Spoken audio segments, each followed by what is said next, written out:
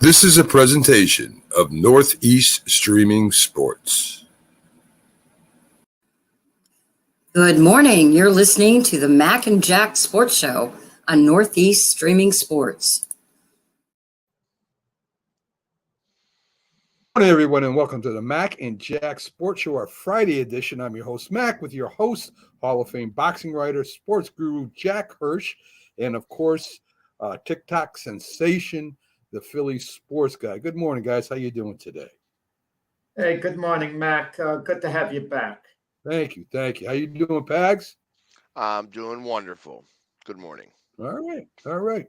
I wasn't in yesterday, folks, but these guys did a great job on the show yesterday for me. Two professionals at what they do. So let's get into the NFL first. Of course, NFL makes news year-round. And even though I'm tired of the story, we got to talk about Aaron Rodgers. Aaron Rodgers is sitting down with the Jets, trying to work something out. Jack's excited. Jet fans are all excited that they might have a new number 12 on their team. Very accomplished, Pro Bowl, Super Bowl champion, MVPs. Jack, I get you in here first. What do you think about it? Is Aaron Rodgers coming to the Jets? It's exciting. I mean, who knows what's gone through Aaron Rodgers' mind, but a Jet delegation met him in California, and he actually met them at the airport. So Aaron Rodgers is very, very interested, but to make that type of decision, I mean, after being with the Packers his whole career, is Aaron Rodgers ready to move on? You know, I was thinking what this would mean for Aaron Rodgers' legacy. He's never going to approach Tom Brady's status, 7 Super Bowl wins, having gone to 9.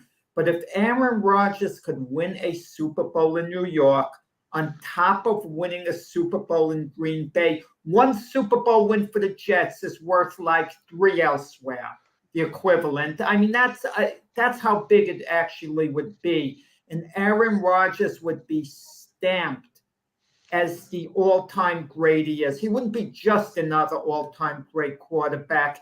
His status would take on that of an iconic all-time great quarterback. The differences involved between iconic all-time great quarterbacks and all-time great quarterbacks. Dan Marino's an all-time great quarterback, one of the best ever, but he's not the iconic all-time great quarterback like a Tom Brady is. Even a Peyton Manning, because he didn't win the Super Bowl. Let Aaron Rodgers win one in New York, and that would be the equivalent of winning 4 or 5 elsewhere. Well, Pags, your face does a lot more talking than your mouth sometimes. I see you kind of, shrugging this off or kind of saying, whoop-de-doo. What do you think? Does this bring him up to the status of a Brady or even a Peyton Manning or something like that? Does he become iconic just because he wins a Super Bowl with the Jets? I think Aaron Rodgers is Aaron Rodgers. I don't know that he's going to win a Super Bowl with the Jets. I don't think it. I think that he's on the downside of his career too. You know what I mean? I think that that's what's going on, and he could throw the ball, but you said you don't know what's going through his head. I know what's going through his head. It's called ayahuasca, and the grass or the jersey is greener on the other side of Green Bay. So it's like I feel like that this is Brett Favre take 2.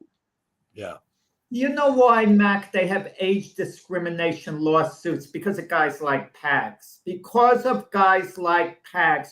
An older player is not allowed to have a so-so year without Pags taking him out to the curb to be picked up by the sanitation department. Okay, last year the whole Packer team was off. Rodgers was so-so compared to how he normally is. But I got to remind Pags, the year before that, Aaron Rodgers was the NFL MVP. And guess what? And even the year before that, he was the NFL MVP. 2 years in a row, back-to-back MVP awards. Last year, the Packers had a down year. So according to Pags, he's through. He's through. Let's get rid of him. Just, move on. Aaron Rodgers. I didn't say get rid of him. I'm just saying that he's not going to. Do you really believe he's going to bring the Jets to a Super Bowl?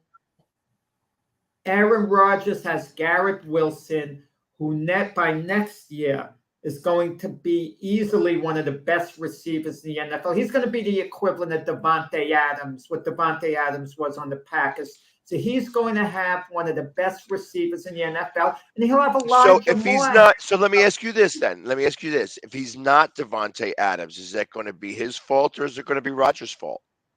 But he will be. Rodgers But if he's not, what happens if he's not?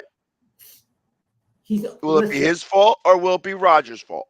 Garrett Wilson was an excellent receiver last year with the quarterbacking he had. Zach Wilson, Mike White, Joe Flacco. If he's going to be trending towards one of the best with those guys, don't tell me he's going to stagnate with Aaron Rodgers. You know, okay. My problem with this situation, guys, is Aaron Rodgers, like he did with Green Bay, now has the Jets. If he signs with them, over a barrel. If you think, I mean, they're going to have to roll out the red carpet. They're going to have to bring in all the horns and whistles, the band, everything. When he becomes a New York Jet, listen, I ain't taking nothing away from Aaron Rodgers, but is he truly worth all that, Jack? Is he worth the draft picks? Is he worth that money that you're going to pay him? Is he worth having a player like that on your team who doesn't show up for voluntary workouts or involuntary workouts and is a drama queen? Do you really want that on the Jets? I think this is New York City. I think Aaron Rodgers would be sensitive to that in that he isn't going to want to cause that much drama. It's not like being in Green Bay. Oh, because he's sensitive. Because he's sensitive and he doesn't like to cause drama. To the New York market. This is a guy who wanted to be the host of Jeopardy. So he likes profile. He likes center stage. Okay, keep that in mind. I mean, Aaron, they said the same thing about Brett Favre in New York. Now, did it work out with Brett Favre in New York? Not quite the way you hope. Brett Favre did get injured at one point. The one season they were 8-3, and then he got injured, and they wound up 9-7. It was a so-so year, but 9-7 on reflection doesn't look so bad compared to other years around that time. They didn't have Brett Favre. But Aaron Rodgers is going to understand the focus is going to be on him when he's going to show up at camp, when he's going to do this, when he's going to do that. But keep in mind, he won't have the familiarity with the Jet team that he had with the Packers. So he's smart enough to know to show up a little early. And the offensive coordinator, the Jets, is Nathaniel Hackett, who was his quarterback coach at Green Bay. So you got a real connection over there right off the bat. He has a coach that he could work really closely with, who he has a ton of respect for. Do you think that this is Aaron Rodgers still living in the shadow of Brett Favre, trying to prove he's better than Brett Favre? Remember, Brett Favre Brett Favre not only went to the Jets, he went to the Minnesota Vikings, to the championship game, and just barely lost out going to the Super Bowl. I mean, they the Saints roughhoused him like you wouldn't believe. And he almost went to the Super Bowl again. I think this is still a complex Aaron Rodgers has about Brett Favre. I really do. He's not Brett Favre. He's Aaron Rodgers. He's a Hall of Famer just like Brett Favre. But him going to Jets to me is kind of fishy, Jack. I don't think if he goes to the Jets, I don't think it's a coincidence. Let me put it that way. Nothing to do with it, Mac. Mac, you should be on First Take or something to try to put these crazy, silly issues out there. Okay, nothing to do with that. That's the same thing as saying a few years from now, Jalen Hurts is trying to get under the shadow of Carson Wentz to prove he's better than Carson Wentz ever was. I mean, it doesn't make any sense at all. Brett Favre's irrelevant. Brett Favre did not have a legacy as a Jet. Okay, keep that in mind. Not at all. Now, if you want to say if Jimmy Garoppolo goes back to the Patriots and he's trying to get under the shadow from Tom Brady, that's fair game. Something like that. But Aaron, let me say something too. As far as trying to get under the shadow from Brett Favre is an all-time great quarterback. I think we can all agree on that.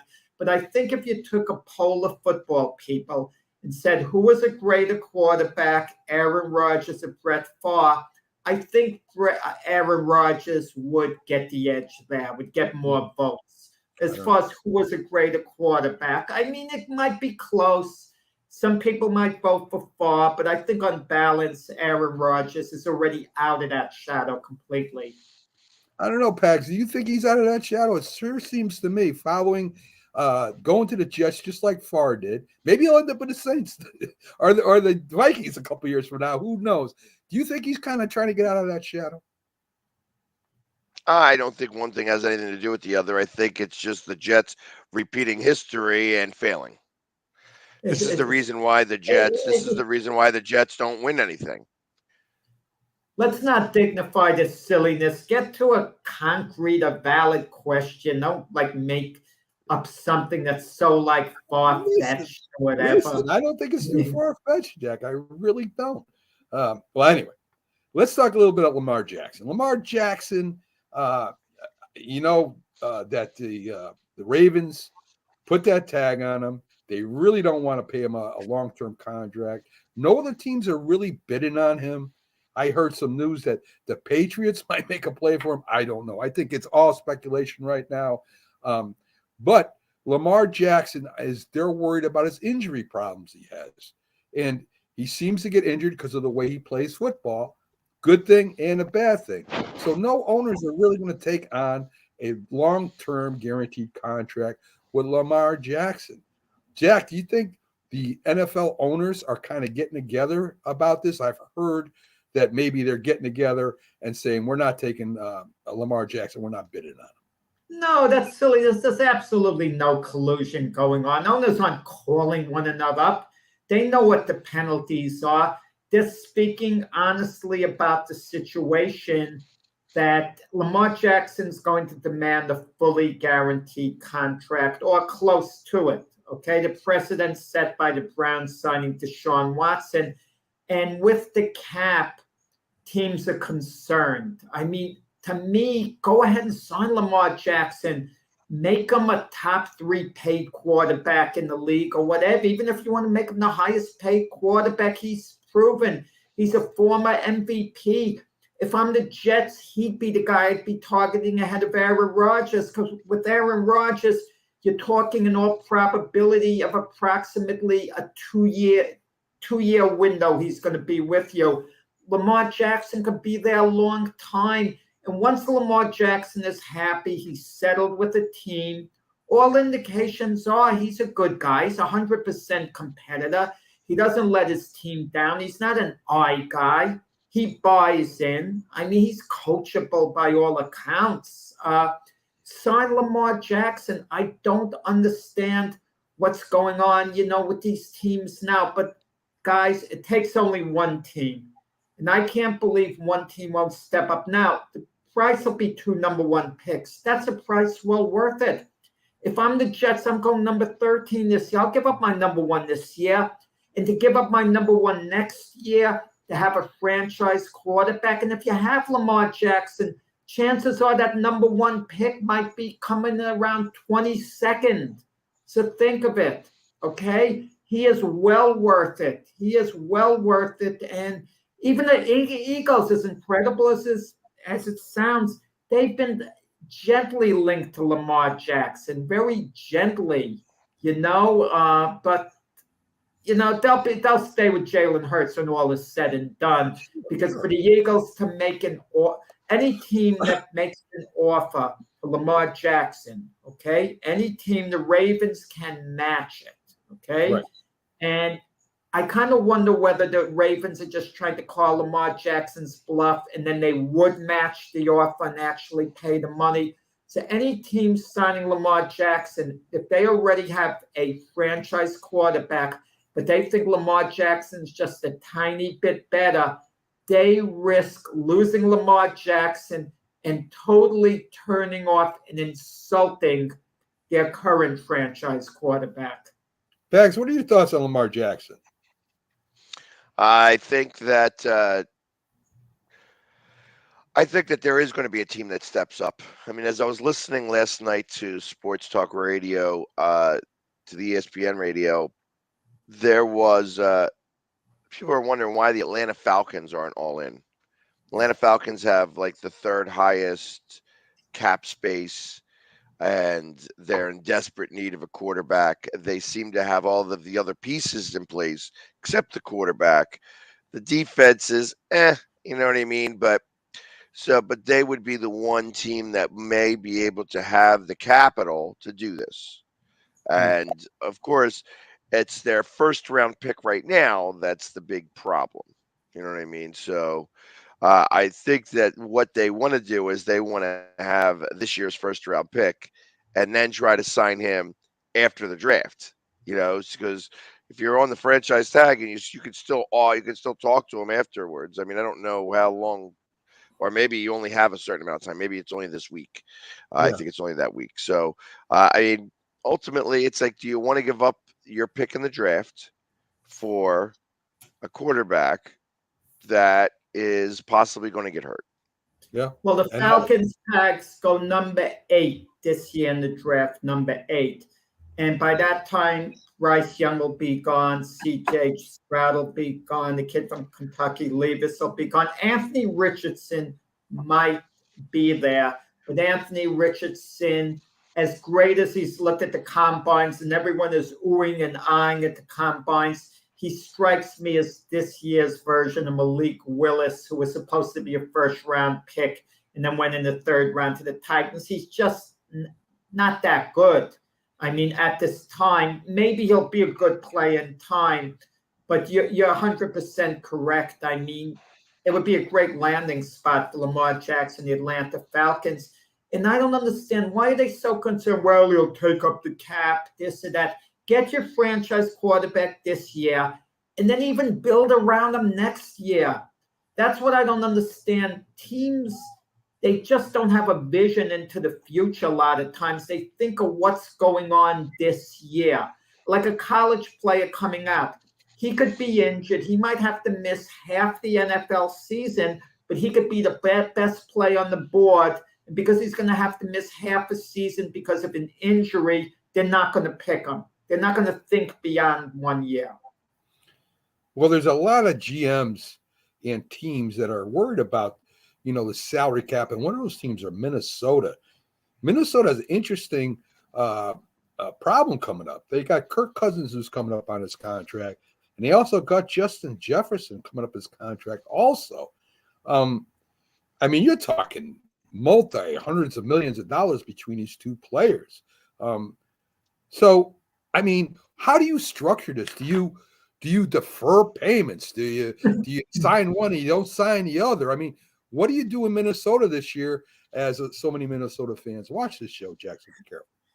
Let me tell you, Kirk Cousins, the Vikings seem to be married to him, but they don't seem to be in love with him. He seems to be that type of wife that they're comfortable with. He cooks, he cleans, he does this, that, But it's like Kirk Cousins, I mean, he is a good, competent NFL quarterback, okay?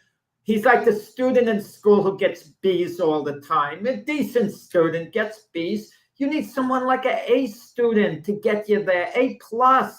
Kirk Cousins, he'll put up good numbers. They'll have decent regular season records. He doesn't have that to give you the extra push. And that was obvious in the playoff game against the Giants. How did Kirk Cousins perform? He did okay in that game against the Giants.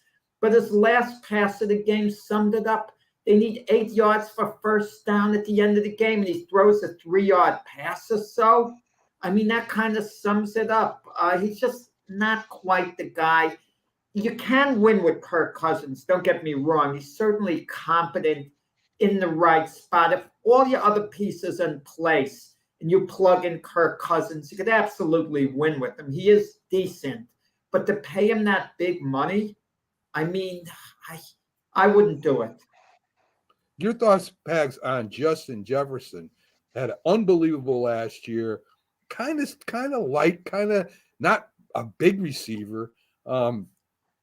I mean, do the Vikings hold on to him, or do they maybe trade him, or let him go elsewhere to clear some salary cap? I think you keep him more than you keep Cousins. Yeah. I think Cousins is the coach killer. And ultimately he can be as good as he wants to be, but ultimately you're going to get fired because you don't get over to the promised land. Yeah. So I would let Cousins walk before I would let Jefferson walk. But that's just my opinion. I think that Jefferson is obviously worth more and is going to make any quarterback a little better. That being said, I mean, it's going to be a lot of money. He's going to be about $20 million a year for him. And then what quarterback are you going to get? So who knows? Maybe there'll be Aaron Rodgers. Yeah. So He's not going that's to the Vikings. Aaron Rodgers isn't going to the Vikings.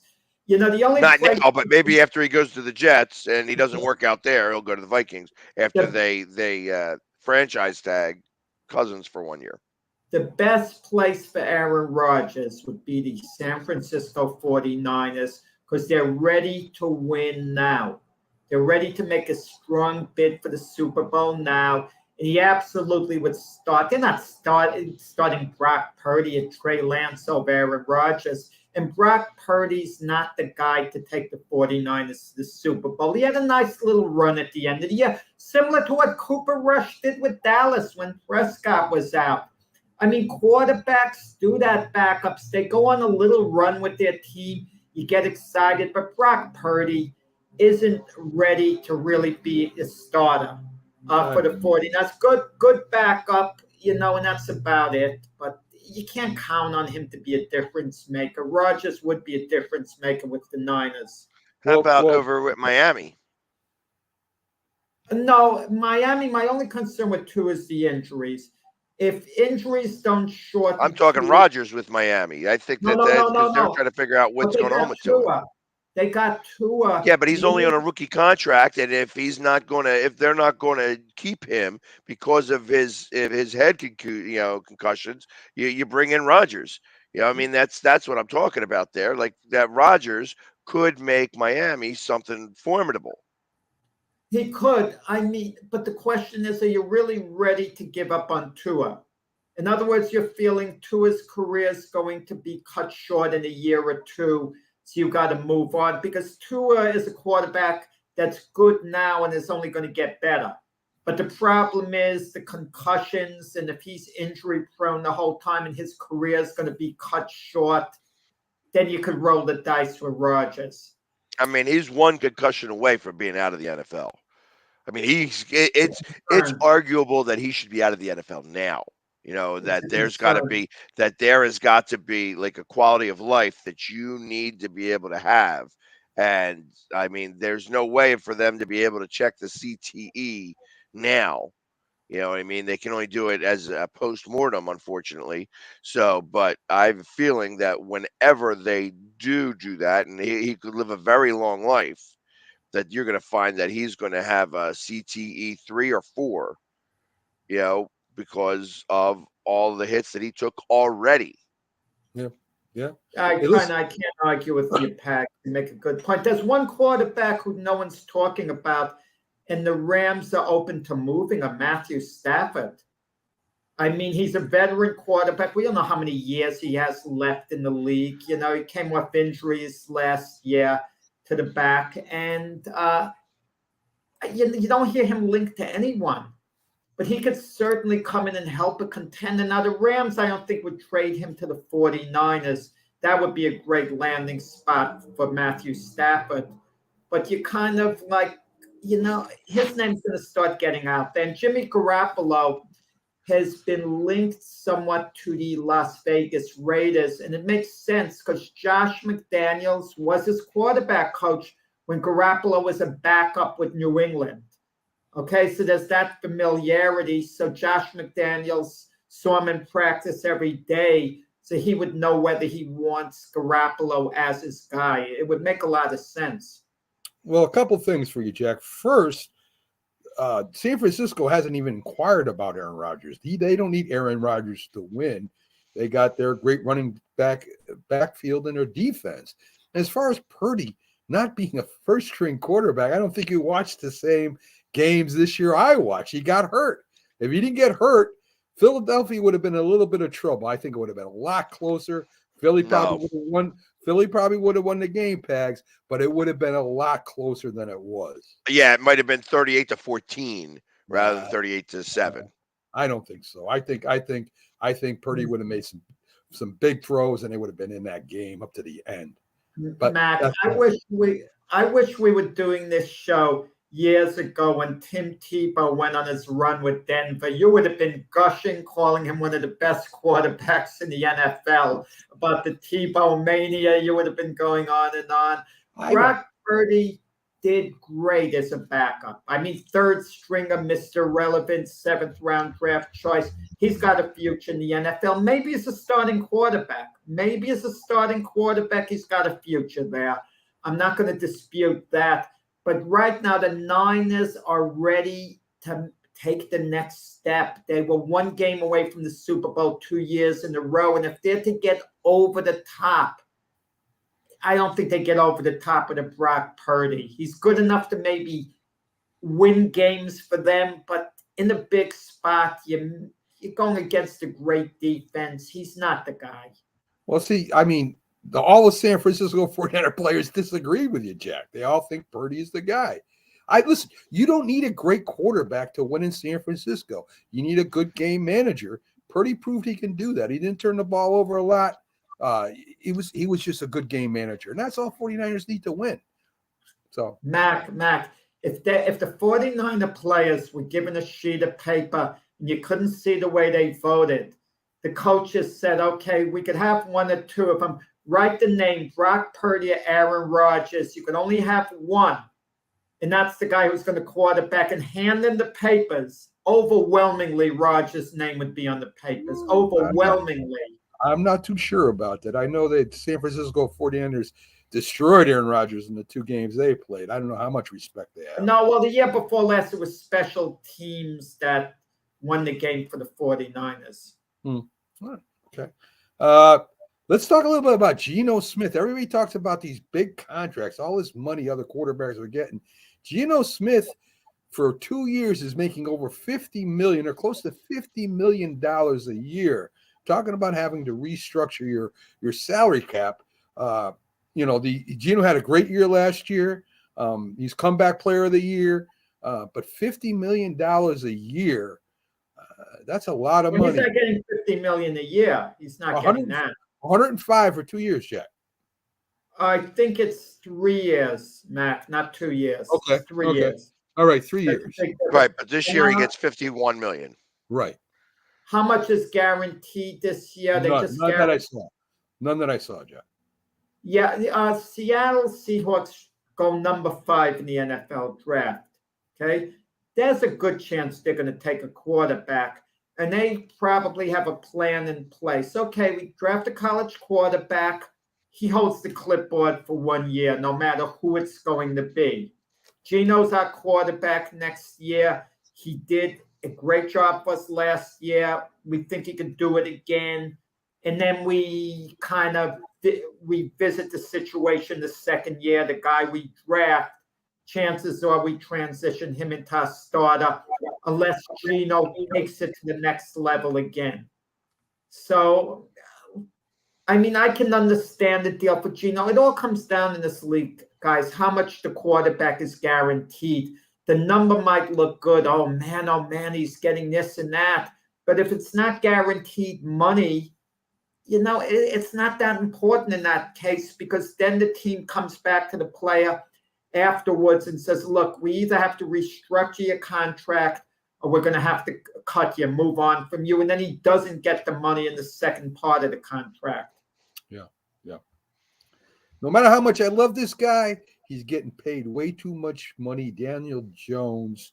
What is it we got here? We got 4 years at $160 million, making more right now than a great quarterback out of Kansas City, Patrick Mahomes. So, I mean, good leader, good quarterback, took a step last year. Don't know what's going to happen this year. He's got his buddy back, Saquon Barkley, which will help. But that's a lot of money, Jack. I think Mahomes' contract was just structured a different way. That's why the numbers less than Daniel Jones this year because I think Mahomes is signed for 10 years, 450 million, an average of 45 a year. So he got a certain amount of money up front, and then the contract, the years, the amount he gets paid are different. That's why it's coming out that way. It's a 2-year deal, essentially. What I don't like about it, too, is incentives. With all that money, if he's performing, you're going to put money on top of it. Daniel Jones is a good quarterback. I mean, he's not that good. That's the thing about it. He's good. If he could become the Jets quarterback, yeah, I would take him. He's decent. He's okay. I mean, he's in the Kirk Cousins tent. Guys like that. There's certain tents. There's the elite quarterback tent, Patrick Mahomes. Jalen Hurts could even join that tent. He's on the outside, and the guys will wave, come on in, Jalen. Joe Burrow's in that tent. But Daniel Jones, he'll try to follow Jalen Hurts into the elite tent, and they'll say, no, Daniel, go hang out at the other tent, and we'll call you later on when we need you. He's in the Kirk Cousins tent, a good tent, a decent quarterbacks. But for all that money, I mean, Daniel Jones has had 4 years in the NFL, 1 good year out of 4. They want to pay him the money. You know what it is? Sometimes you invest in something in life, guys, and you want to protect the original investment. It goes on all the time. I took dancing lessons once. I took like the 10 lesson pack. I still had 2 left feet.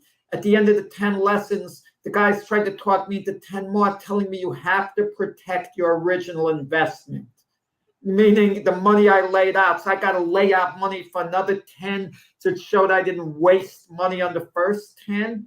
So the Giants drafted Daniel Jones. They invested all this in them. So, they're throwing him the extra money. It might work out for them. It might work out. Maybe he builds on next year. Maybe he doesn't. I'm not saying it's a terrible contract. They overpaid him, but I'm not saying it's a terrible contract on the Giants' part because it ties them up essentially for the 2 years. And they get to hold on to Saquon Barkley this year. Keep that in mind. That's the X factor. If they franchise Daniel Jones, they may have lost Saquon Barkley. So Jack can't dance, but he could box. It's very interesting. Pags. I could dance in the ring pretty good. What are your thoughts, Pags? I know you're a big Daniel Jones fan. The fact that that Jack put him in the second tent, it's like, oh, you're going to be in the really good tent, where you're going to put, I guess we're putting the quarterback from Buffalo, and we're going to put Lamar Jackson, and we're going to first tent. They're in the elite tent. So now they're in the elite tent, and Jalen Hurts is in that tent. So now you're putting him in the same tent as Dak Prescott and Kirk Cousins and Garoppolo and maybe even Murray. You know what I mean? You can put Murray almost in that tent. Murray's fishing. Yeah, and I'm telling you that he doesn't make it even into that tent. That he's not even in that tent. He's in the third tent. He's in the. You're okay, kid. You're in that third tent. So with the, he's in there with the, Marcus Mariotas. And he's ahead of that. Daniel Jones is. Pags is a Daniel Jones hater. That's all there is. I'm not a Daniel Jones hater. Hey, listen. Hey, it's like. I still have the vision of the 19-yard line just reaching up and tripping him, and getting that, knocking him down. Literally, that's the only way the Eagles could have stopped him, Pax, because that 19-yard. Listen, that one play that he was by himself, nobody was, and hey, listen, he's beaten the Eagles 1 time out of 7. One time out of 7. Yes. So. Anyway. Hey, listen, the only team that he's able to beat with any consistency is Washington. Yep. If you guys could play Washington every time, you guys would win a lot of games. And I think you lost to Washington this year, just to remind you. Just once. But I think he's 7-1 against Washington. He's beaten them all the other times. So, realistically, I think Daniel Jones is okay. I'm glad that they signed him as a quarterback. Give him all the money in the world because I know that he is not the answer for the Giants. But No, but Daniel good work, Jones, Giants. the jury's still out to an extent. Let's see if Is he it could after 4 build. years that jury's No, still no, out? no. He had a good year last year. Let's see if he could build on that year. If he can provide the year he did last year and the upcoming years, then he's a good quarterback. All right, if I can be honest, what I think about the Giants. Hey, listen, I am happy that the Giants got better last year. I firmly believe the Giants take a small step backwards this year. Not like, and I think that what I mean by that is that they actually have a pretty good season. They're around 500, but they don't make the playoffs. And I think the following year, that's when they make their jump again. I think that this is that there was a learning curve that, hey, you have a new coach in here. I think that the coach learned some stuff this year, especially in the playoff game against the Eagles. You know what I mean? I think that was, you win or you learn. That was a big lesson for the coaching staff in total. I think that there's going to be a little bit of restructuring of the roster for the Giants to be able to get themselves back on the right path, because I don't think that they have the right people in place to be able to take the step forward. So they may be like the Eagles, where they do, if it's a 9-win season, get you into the playoffs, they could possibly sneak in. But I think that they take that little small step backwards, and then the following year they take a big step forwards. So I think that they overachieved this year. They played a Vikings team that I think that they had their number. I think that they actually were a little bit pissed off about the fact that the way that they got railroaded in that first game, and they went there and they put everything they got into that first playoff game. They beat the Vikings, and then they went to Philadelphia and they had nothing left in the tank. I think that the nothing left in the tank was a little bit more indicative of what this team has, and that they need some more players to do it. And I don't know that Daniel Jones makes or breaks this team in either direction. I think that he's more of like the game manager type, and that you need a wide receiver or two. You need to strengthen the defense some, and then you're going to be more of a contender. And I don't think that that's going to happen in 1 year's time. I'd say that's fair. I'd say that's a fair. You're right. You're muted, Jack. The whole NFC East, I think, might take a step backward next year. Sure, the Eagles to win the division again, but I could see them doing it with an 11-6 record, something like that. The Cowboys who had 2 12-5 seasons in a row. I could see them stepping back to a 9-8, 10-7 type team. The Giants, I could see being 8-9 next year, something like that. And Washington, I think, with Sam Howell as their starting quarterback, they might really be bad next year. We're talking about a 5-12 type team. So I think the whole NFC East that was considered strong last year, at least going into the season, and did have a good year because none of the teams had a losing record. Washington was 8-1. Keep that in mind. And the Giants made the playoffs. The Cowboys, the Eagles had a great year. I think the whole NFC East, every team slides a little backwards. And I think with the Eagles will notice that if they see the Cowboys aren't that much a threat to them, the feeling is, in a sense, you could coast into the playoffs and be in first place. But of course, it's all about positioning, getting that bye. I know you guys put down not you, Pax, but Max sometimes puts down the bye.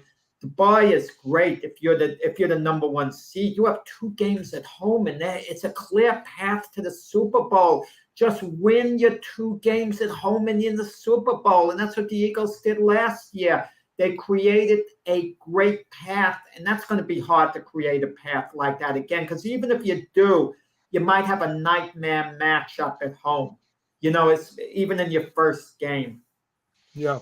I mean, listen, I think the Giants' big step last year was changing the culture, and everybody says, well, that doesn't mean it means a lot. It means you get to believe in it. It means learning how to win. That's a big step they made last year. I think Pags is right. I think that we need a lot more talent on the team. We've got good, hard-nosed players, but you need those wide receivers to break open the team. You need that offensive line. God, do we need offensive line work? I think in hindsight, getting rid of Bradbury was a bad decision. Yeah. I feel like your cornerback is like you you build the defense around the defensive line and cornerbacks. That's what you do. And I think that getting rid of him, dropping him for a salary cap reason was really a poor decision. Yeah, I would have figured out maybe something else to do there.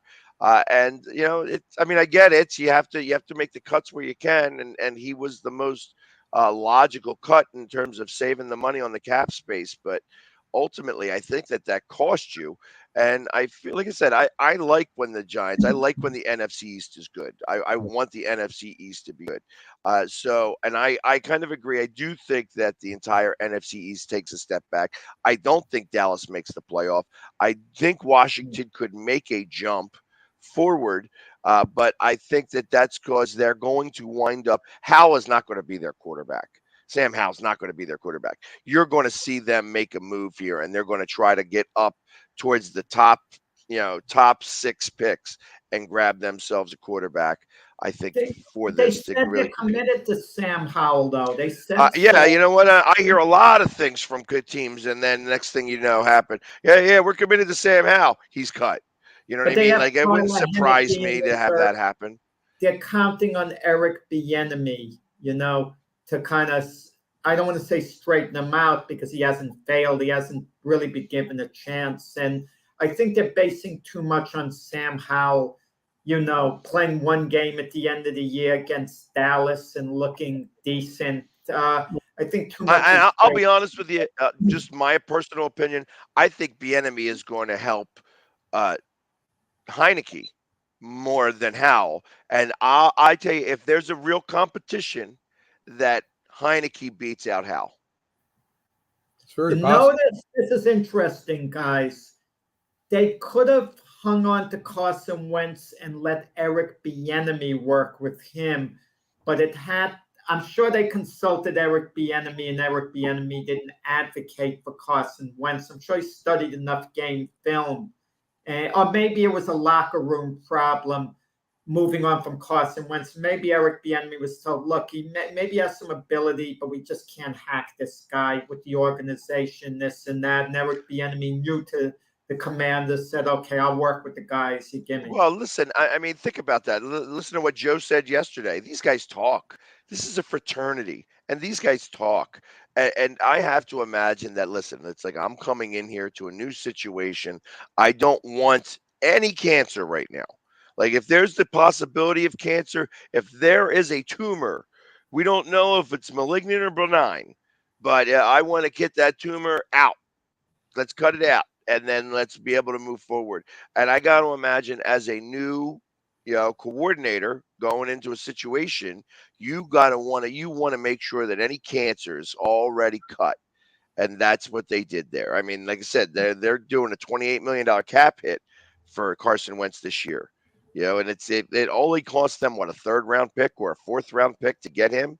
I mean, how much the difference a day makes. The Eagles wind up with a 1st round pick for him.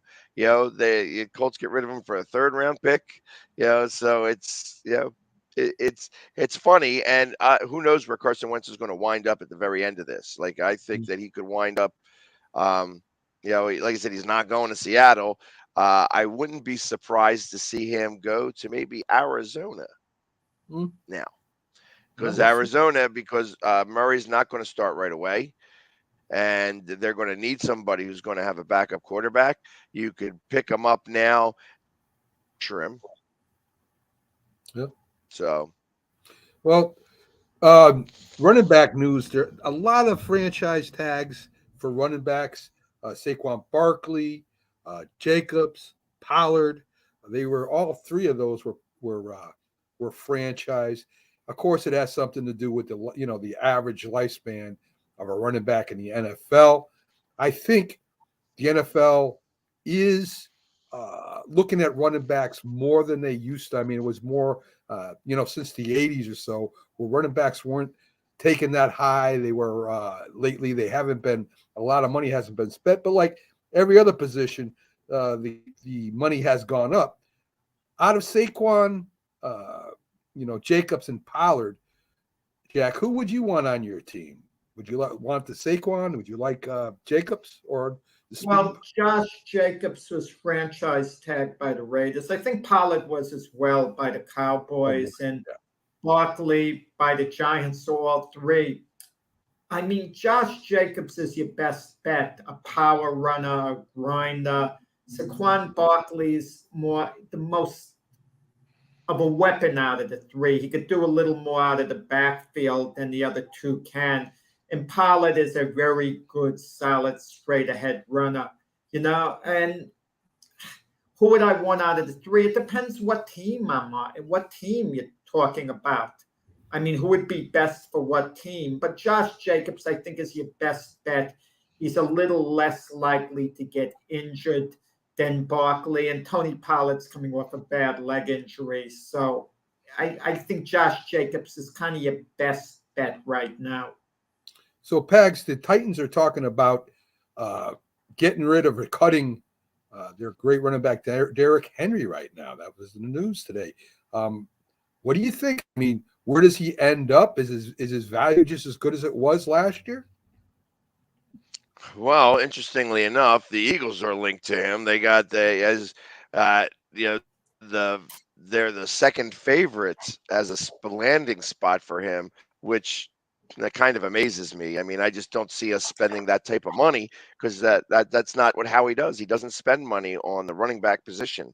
However, if he wants to do a 1-year show me contract, Howie is perfect in those types of situations. It's like, okay, you want to come here, you want to win yourself a title. This is the spot to do it in. So I think that there is some of that. The one thing that I really like about the way that Howie does things is that, more than most other teams, Philadelphia seems to be a destination for the 1-year contract. And that's, obviously we had C.J. Gardner-Smith, you know what I mean? Or, Gardner Johnson, and Bradbury both did the 1-year deal, the show me deals, and both of them are going to get bigger contracts, at least so we think. You know what I mean? And I feel that could be another type of situation there. So it wouldn't surprise me if he was to come in here, but he's not going to come in here at the $15 million price tag.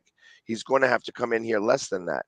And it would be I can't imagine he's starving anyways. You know what I mean? I understand that he's probably okay right now in terms of money. So it's more of a, hey, do you want to win? Do you want to be part of a winning culture? Do you want to get yourself ready to go to be able to get the one more big contract? Come to Philadelphia and show what you got.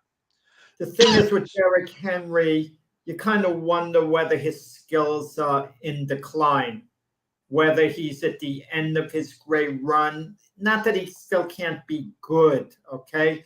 But he's not the Derrick Henry who is dominant, arguably the best running back in the NFL. Is he just a good, solid running back? You win with good, solid running backs. That's fine. But I don't think the Eagles or any other team would be getting Derrick Henry, the unstoppable running back. I think those days are gone. They'd just be getting a good running back. Well, and that's why you do them for the 1-year show me deal. And when you know how guys play, when they play for a contract, they seem to play out of their mind. But that's why you don't give them a contract, because they have the one good year and then you sign them. Sometimes emotion is involved. Like when the Rams won the Super Bowl, they extended Aaron Donald. He was hurt last year. He was basically irrelevant.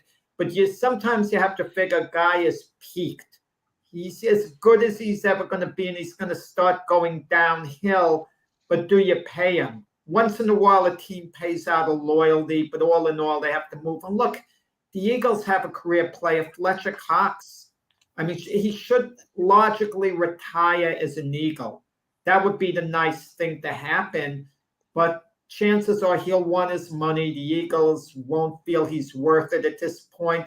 But you wonder, is there a meeting ground? Would the player be willing to take a lot less, and would the team be willing to come up just to let one of their iconic players retire as an Eagle? Because when you think of Derrick Henry, he should really be finishing up his career with the Tennessee Titans one way or the other. Fletcher Cox should be finishing his career with the Eagles.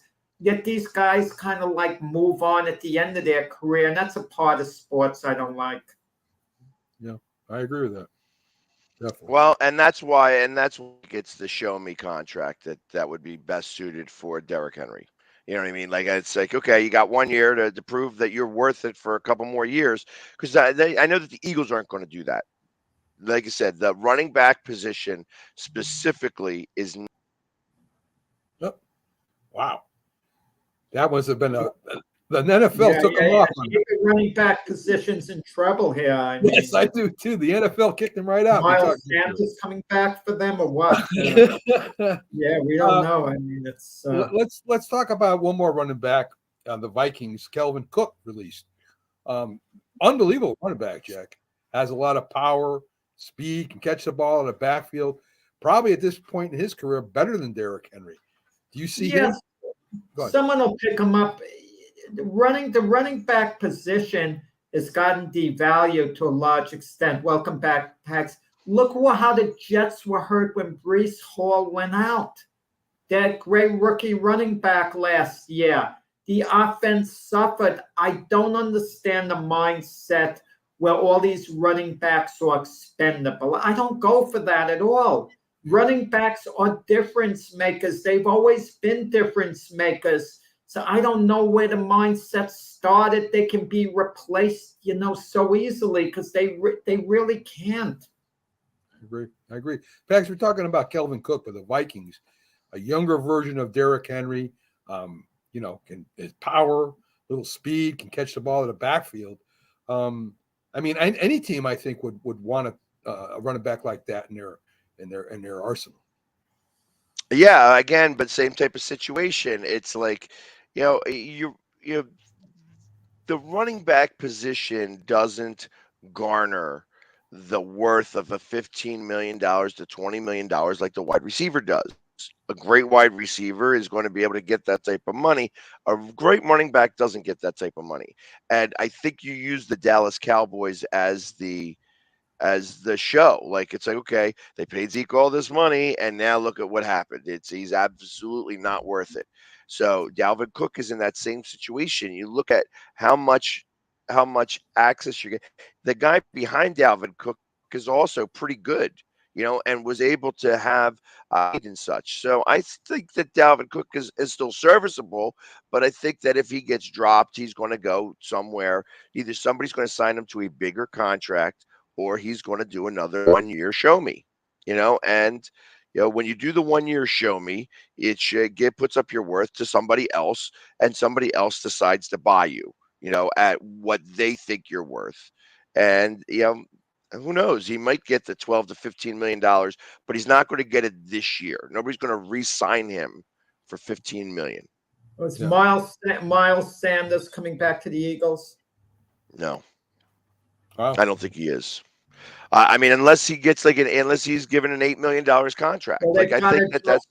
Well, they've got to address their running back situation. I mean, all the teams. I mean, if you look at the running backs around the league, there are not a lot of great running backs who we could point out who are big difference makers. I think it's gotten devalued the position to a large degree, like I said, and they're trying to put more emphasis on the offensive line because the thought is, you block well, you could always find a run. And look at Pacheco with Kansas City.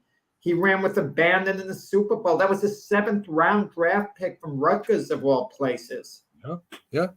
Listen, I think we'll be seeing. There's going to be a lot more action happening there, guys, all the way up to the draft. So we'll be seeing a lot of different. Yeah, but think about it like this. I mean, right now you got Deebo Samuel, who's a wide receiver, was playing running back.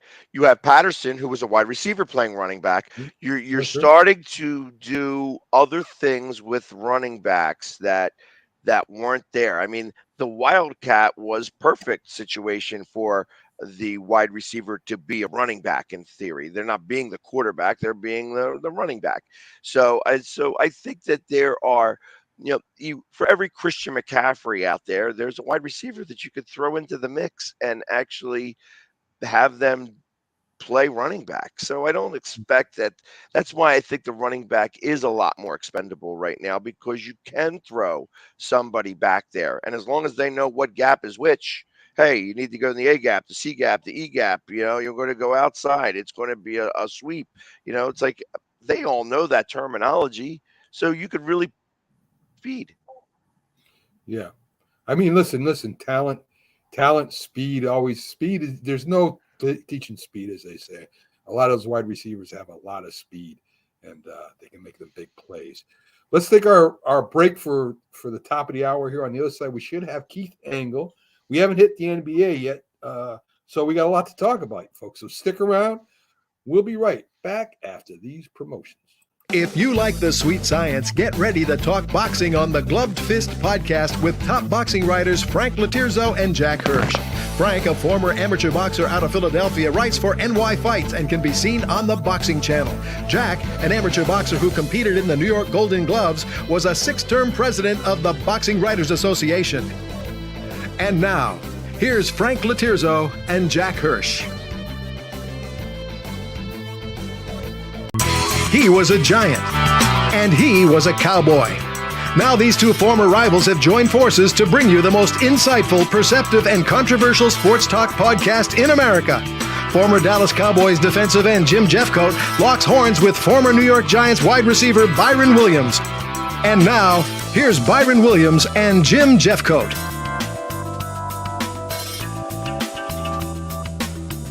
It just might be the greatest sports franchise in the history of sports. A place where legends are made, and there's always something to talk about. Get ready to immerse yourself in pinstripes. Start spreading the news, hosted by Paul Semendinger and E.J. Fagan, a couple of doctors with a prescription for Yankee fever. And now, here's Dr. Paul Semendinger and Dr. E.J. Fagan. Get ready to start spreading the news. See right now, without LeBron, Lakers are struggling. Let me tell you about a team I hate, all right? I know the Dallas Cowboy fan is here, so I had to make sure he knew how much I hate this team. I'm ready. I've often said that the people who run baseball, they try very hard to ruin it. I'm from Brooklyn. I don't have a problem saying it to his face. Oh, I'm from Brooklyn. Hey, get any...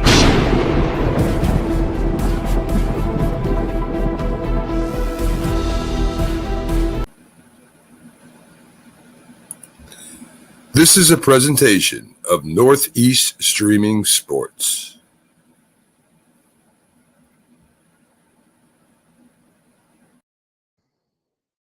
Good morning, everyone, and welcome back to the Mac Jack Sports Show with our special guest host, the Philly sports guy, Pags, who comes in a lot for us. Love having him on. Great analyst, and we have a lot of fun with him, especially when Jack is instigating him, and Pag's headphones literally shoot up in the air, and his face turns all red. So, guys, let's get to the NBA news a little bit.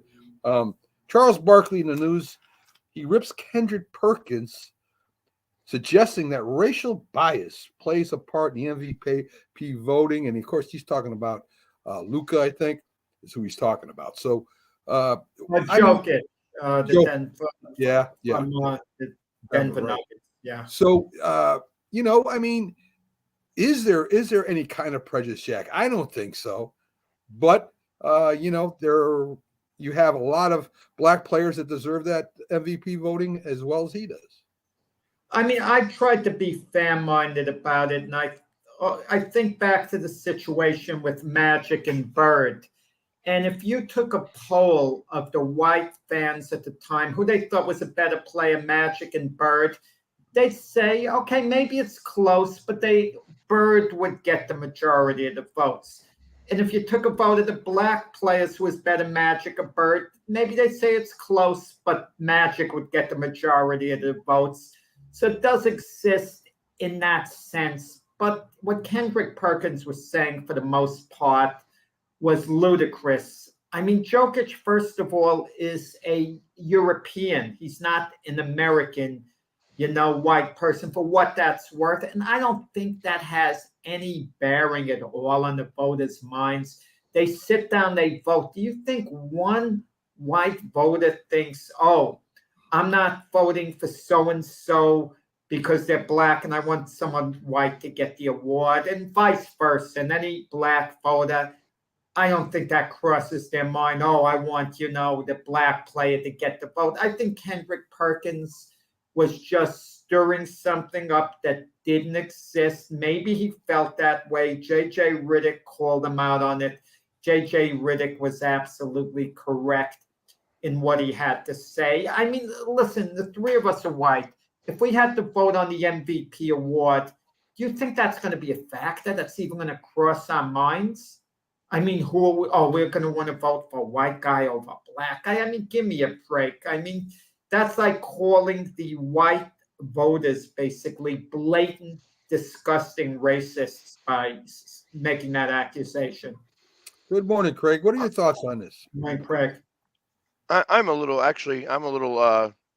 upset that you just assumed that I'm white. So, the truth of the matter is that I mean, I agree. It's like, first off, I don't think one thing has anything to do with the other. I think that with his statement, the truth of the matter is that he is angry about last year's vote. Truth of the matter is that last year should have been Embiid. Without a doubt in my mind, should have been Embiid.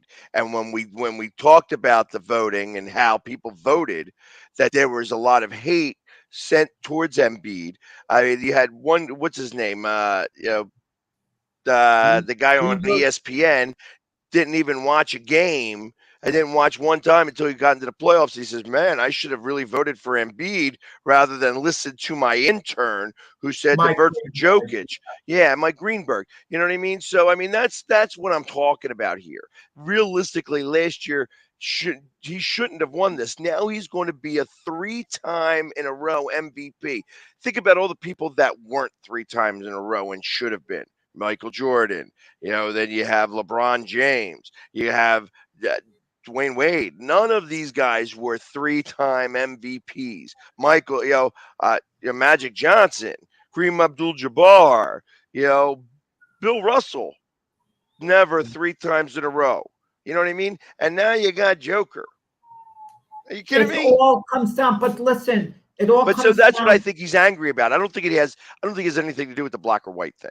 I think that's what he used it as the crutch. But he said 80% of the voters were white, so he brought it up, and J.J. Riddick then criticized his own show, First Take, that he's a regular on. He says that this show always tries to create a narrative that doesn't exist, like a racial narrative, and this thing that doesn't exist. Okay, but it's an individual yearly honor. Let me compare this to boxing 1 second. Willie Pep is considered one of the greatest fighters pound for pound of all time. He's white. He never won the Fight of the Year award, okay, because he never had an individual year that was considered the best. He may have had a lot of great years in a row. Sometimes it doesn't happen. I mean, Roy Jones never won the Fighter of the Year award because every year he'd have a great year. Someone was just a little better.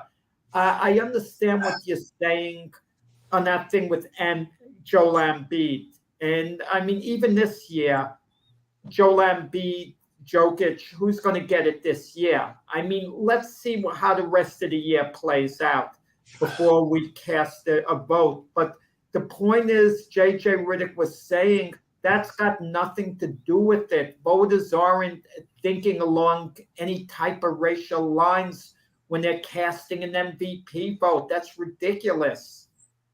Good morning, Keith Engle from TGI Sports. Finally back. He takes a vacation on a cruise, and he ends up laid up again. Keith, you'll never learn. This was worse when I had COVID. This is worse. Man, 2 weeks. 2 weeks. I was sick when I was on 2 weeks ago, and I've gone downhill ever since. Now I'm starting to slowly climb back up the hill. I'm glad. Just enough time for him to go on another cruise. Exactly. Maybe you should go to a colder place, Keith. Maybe you should go to Alaska.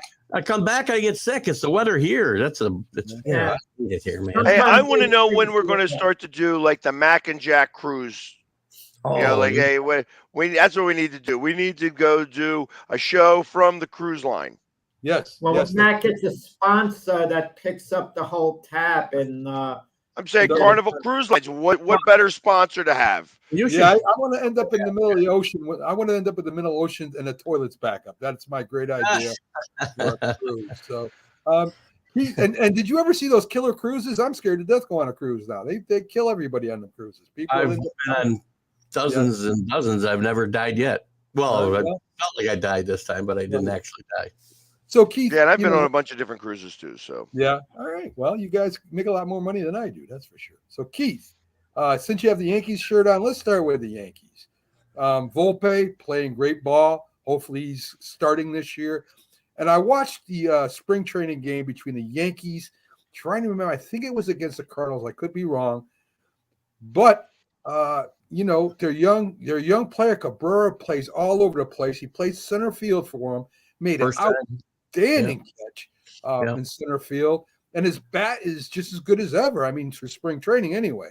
So his first game ever in center field, by the way. Yeah, and so is he. We were talking about trading him. I don't know. I don't want to trade him. Maybe we start him in the outfield. First of all, he could play left field to get Aaron Hicks out of there. Number one, that's one spot. And even if that's not the case, then I play him everywhere. He plays every position except catcher and pitcher. Guys, he's a good guy to have around, but let's not get carried away. He's about on a par with a Melky Cabrera, which is good. That's not bad. Like that, and he can play a few positions. You can move him around. He's got value. Don't make him out to be a star, please. I didn't say he was a star. I said he's a better player than Aaron Hicks. That's far from a star. Well, better player than that's saying a lot right now. Better player than Aaron Hicks. No, at Melky Cabrera at his best, I will take all day long out of Cabrera, all day long. Yeah, but yet he's he hasn't finished yet either. He's just starting. So that's a bad comparison right there. So we'll see what happens down the road. But I definitely think he's a keeper. Don't trade him. Don't trade him at all. Well, I'm keeping an eye, Keith, on the third base position for the Yankees because that's where I think you're going to have the drama with Josh Donaldson. All eyes are going to be on him whether he hits at the beginning of the year. Yeah, he's again. If the Yankees had their druthers, and a lot of us had our druthers, he would have been gone during the regular season. But they couldn't find a taker for him at any price, and they're stuck with him. And I don't know that I wouldn't start him on the bench anyway. And maybe because both the kids are playing pretty good, Volpe and Peraza are both playing pretty well. And I might consider moving one of them to third or playing DJ at third. And playing Torres a second because right now Torres is on the bench. Yeah, I wouldn't mind seeing Peraza at third at all. I think I wouldn't either. Let me just say this: if Donaldson ever has to go to the bench, the Yankees are going to cut him because I think the tension would be too much in the clubhouse. I think they'll start him for the month of April. Give him a few weeks to see what he could do because he's not a liability in the field. He's still good defensively, but if he's not hitting it all and they see to the point where they have to move on, they'll move on. They're not going to feel because they're paying him. He's still going to be part of the roster. Yeah. Excuse me. There's problems elsewhere, though. I mean, Rondon's not going to start the season. Big surprise there. 2 weeks into spring training, he's hurt. No shock. This starting rotation, which looked really good, I said early, could fall apart quickly because he's had injury issues. We don't know about Severino, how far he can go. Montas is he's just, you said it the other day, Mac. Whoever we bring in here, free agent or trade, they're going to get hurt right away. So the pitching is crazy with it. I'm a little worried. Let's hit the Knicks, Keith. They won. Oh my God! Wow, there's a guy from the past. There's a guy from the past. Nick, good to see you, man. Craig's on too. Mac Daddy was one of my nicknames. They don't believe me, but it was. So Nick worked with me as a cook at Zacco's. I don't know what he's doing now, but fun guy. He was a fun guy to have in the kitchen. So Keith, the Knicks. They lost last night. They won 9. They've lost 2 now.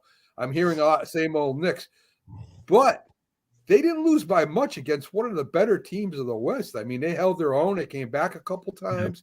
Not that I think that the Sacramento Kings are the best in the West, but they are They're a good team.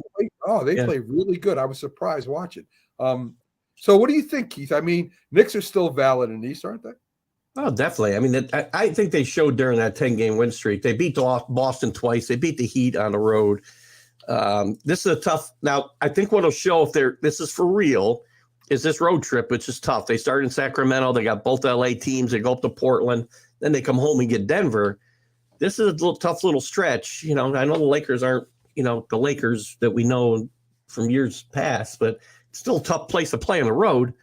If the Knicks can come out of here and not, have a 4-5 stretch, I think that, we're going to see this team's for real. They're deep. The kids are playing well. The acquisition of Josh Hart has really changed the whole dynamic and the chemistry on this team.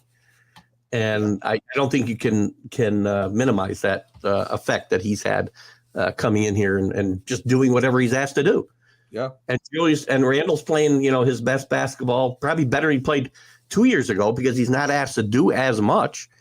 And I think this team has got a chance to, make some noise in the East. I'm not saying they'll come out of it, but I think they've got a chance to at least be competitive once we get to playoff time.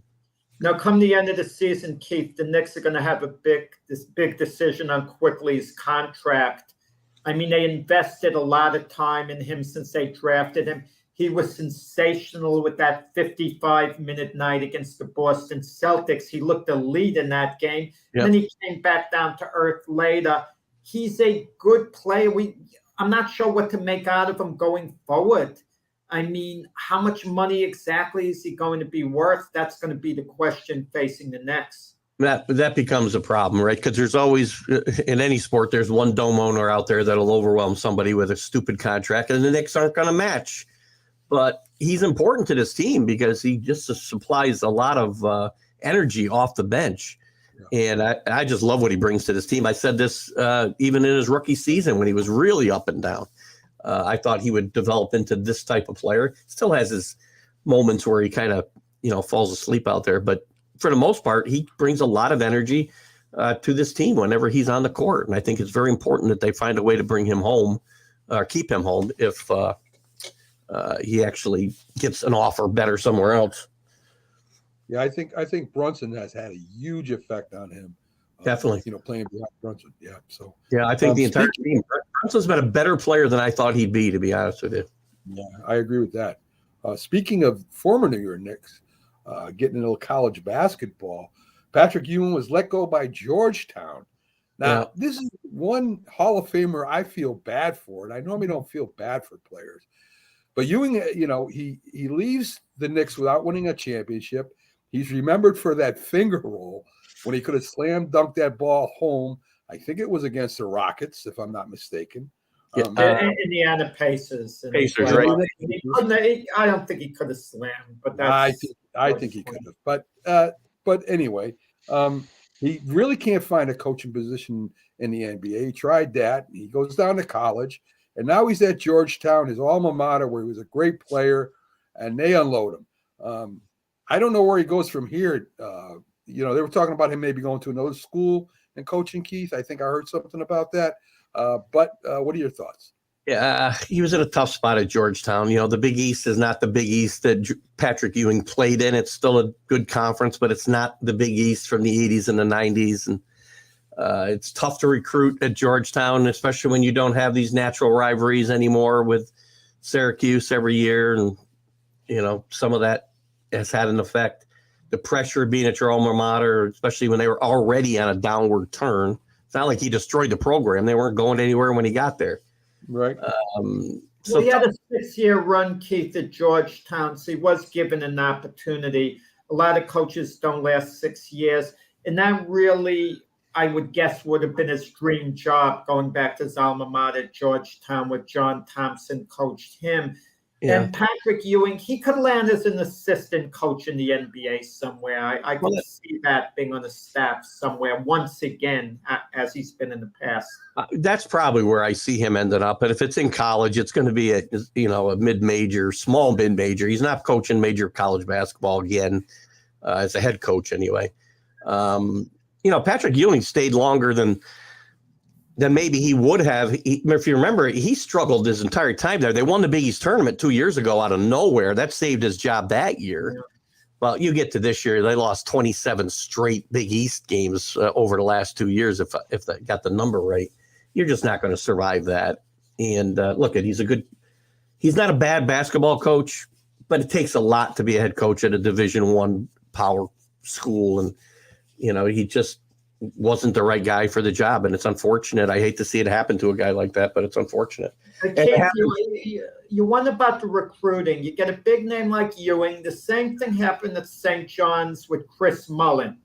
You get these big names, and when they get hired, I think the university thinks, wow, they're going to get the top recruits because Patrick Ewing's in the kids' living room, Chris Mullin, guys from the Dream Team and, 1992 NBA Hall of Famers. But it doesn't quite work out that way. You kind of wonder, even if the great Michael Jordan was given a head coaching position of a university, would he be able to recruit the kids? Deion Sanders is actually doing it in football, making it work, his name, getting recruits. But somehow Ewing and Chris Mullin, they weren't able to get it done. Well, much different personality. Oh, for sure. Much different personality. And that's the big deal. For sure. The name alone is not going to get the kid to go there. You have to have a personality. You have to be able to do that. And hey, listen, I don't feel bad because obviously he went 7-26, this year. And yeah, that's, any coach is going to wind up getting fired, unfortunately, when you have that type of thing. But he's never had that over the top personality to be able to do that. And that's what these coaches have. The coaches that do well, short of Jay Wright, who is just very, very well spoken and articulate. You need to have the big personality to go get the player, and that's why you have, like, when you've been doing it forever, like the coach, Coach K over at Duke, you have that going for you. And when you had Coach Knight, he would be able to get really excitable. So he was a known coach. When you think of Calipari, he's got that personality.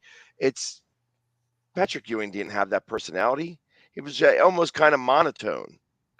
And that's the hard part there. No kid wants to go to that, especially when you're only doing it for 1 year.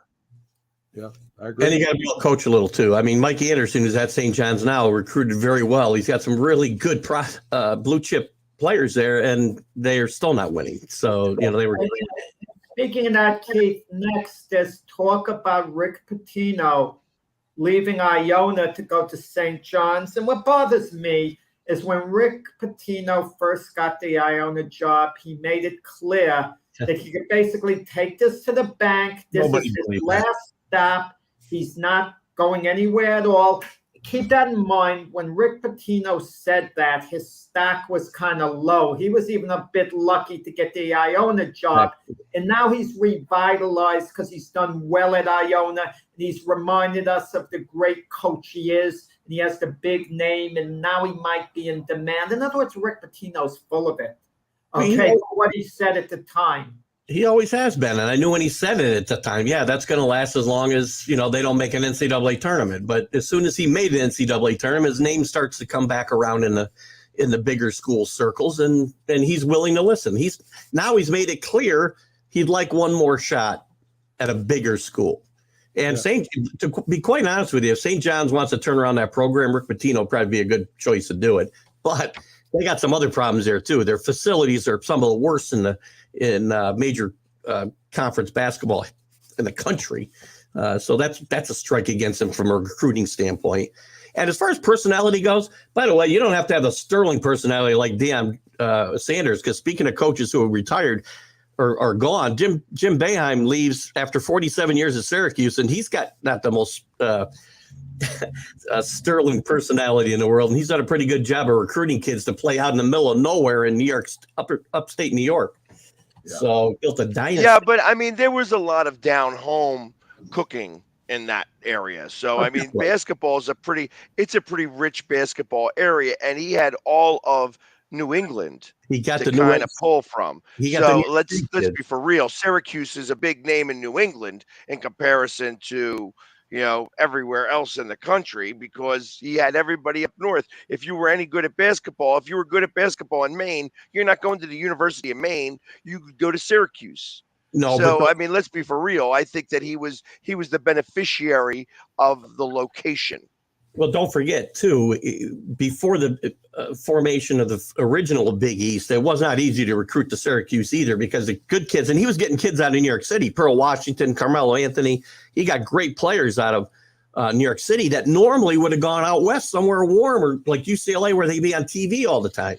The formation of the Big East changed everything because it was the first TV conference in the country. And that's what made Syracuse and Georgetown and all of these schools. The old Big East is what made those schools. And the Big East breaking up, Syracuse going to the ACC, Georgetown left behind without some of their best rivals in BC and Pittsburgh. And that was the ruination of basketball here in the Northeast, in my mind, and the downfall of Jim Boeheim at Syracuse. There you go. There you go. Little Patriots news, and I'll ask you if you got any more. There is actually rumors out there that Tom Brady might go to Miami. Now, there was a Patriot player, I forget his name. I looked at it real quick. Player. And he's like, well, Tom might go to Miami. If he did this, I think that, this would be crazy. The guy had a great career, Hall of Famer. Go ahead and just be with your family.